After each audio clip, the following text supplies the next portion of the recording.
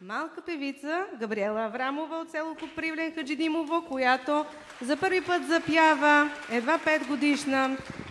Първи музикален ръководител е нейният чичо Петър Аврамов, който е диригент на Неврокопски ансамбъл в град Гоце Делчев. Днес за вокалната подготовка се грижи госпожа Антония Кетенева. Спечелила много награди, а днес ще представи песента Леле Марушо в аранжимент на Петър Аврамов. Тази песен може би сте я чували на събора Пиринпе, бабите от Копривлен. Семейството споделя, че е пренесена от българите бежанци от село Долно Броди, днешна Гърция. Аплодисменти!